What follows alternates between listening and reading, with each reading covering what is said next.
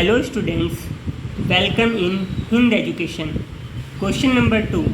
On comparing A1 upon A2, comma B1 upon B2 and C1 upon C2, find out whether the lines representing the following pairs of linear equations at a point are intersecting or parallel और coincident. तो ये linear equation intersecting है या parallel है या coincident है, इसे बताने के लिए सबसे पहले हमें A1 upon A2 comma B1 upon B2 and C1 upon C2 को कैलकुलेट करना पड़ेगा। तो आओ सबसे पहले हम इस इक्वेशन को, फर्स्ट वाली इक्वेशन को 1 और सेकंड वाली इक्वेशन को 2 नाम देते हैं। फर्स्ट इक्वेशन से आपको A1 B1 C1 मिलेंगे एंड सेकंड इक्वेशन से आपको A2 B2 C2 मिलेंगे। और नोट डाउन करते हैं।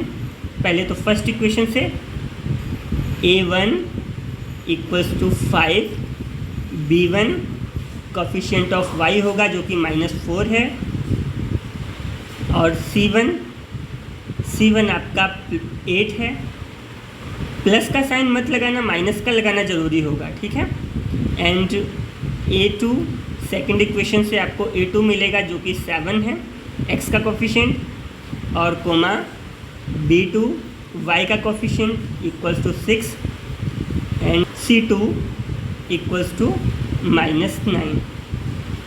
अब दोनों इक्वेशन के कोफिशिएंट नोट करने के बाद हमें A1 अपॉन A2 कैलकुलेट करना है। A1 अपॉन A2, A1 है 5, A2 है 7, तो A1 अपॉन A2 आ गया 5 अपॉन 7। इसी तरह से हम B1 अपॉन B2 कैलकुलेट करेंगे। B1 है हमारा -4, B2 है 6, ये कट जाएगा, इसे काट दो, 2 2 जा 4, 2 3 जा 6, -2 अपॉन 3। अब आप देखो A1 अपॉन A2 तो 5 अपॉन 7 आया, B1 अपॉन B2 आपका -2 अपॉन 3 आया। जब आपने देख लिया कि फर्स्ट दोनों ही इक्वल नहीं आ रहे, तो आपको थर्ड वाला कैलकुलेट करने की कोई ज़रूरत नहीं, यानी C1 और C2 कैलकुलेट करने की कोई ज़रूरत नहीं है। अगर ये A1 upon A2 B1 upon B2 equal आ जाते तो हमें थर्ड वाला C1 अपॉन C2 कैलकुलेट करने की ज़रूरत पड़ती। तो यहाँ पर आप डायरेक्ट ही लिख दोगे क्या A1 upon A2 does not equals to B1 upon B2। तो यहाँ पर ये दोनों इक्वल नहीं है, therefore pair of linear equation represent intersecting lines. Question number 2, second part, 9x plus 3y plus 12 equals to 0, 18x plus 6y plus 24 equals to 0। यहाँ हमने first equation को 1 नाम दिया, सेकंड इक्वेशन को 2 नाम दिया। अब हम फर्स्ट इक्वेशन की कोफिशिएंट नोट डाउन करते हैं, जिसमें A1 की वैल्यू, जो x का कोफिशिएंट है वो A1 की वैल्यू है, तो A1 की वैल्यू 9, कोमा y का कोफिशिएंट B1 है, तो B1 3, और ये कांस्टेंट नंबर C1 12 है, C1 इक्वल्स टू 12। अब हम सेकंड इक्वेशन से इसी तरह से x के कोफिशिएंट को A2 कहेंगे, A2 इक्वल्स टू 18, y के कोफिशिएंट को B2 कहेंगे, इक्वल्स टू 6, कांस्टेंट C2 है आपका ये 24। कोफिशिएंट्स और कांस्टेंट को नोट करने के बाद में हम A1 अपॉन A2 कैलकुलेट करते हैं। A1 की वैल्यू 9 है, A2 की वैल्यू 18 है, 9 1 जा 9, 9 2 जा 18, ये कैलकुलेट करके 1 अपॉन 2 आ गया। फिर आप देखो B1 अपॉन B2 कैलकुलेट करते हैं। B1 upon B2 equals to B की वैल्यू 3 है और B2 की वैल्यू 6 है, 3 1 जा 3, 3 2 जा 6, ये कट होकर 1 अपॉन 2 आ गया। अब C1 upon C2 is equals to C1 की वैल्यू 12 है, C2 की वैल्यू 24 है, 12 वन जा 12, 12 टू जा 24, ये 1/2 आ गया। अब आप देखो यहाँ A1/A2 equals to B1/B2 equals to C1/C2, तीनों ही आपस में इक्वल आए हैं।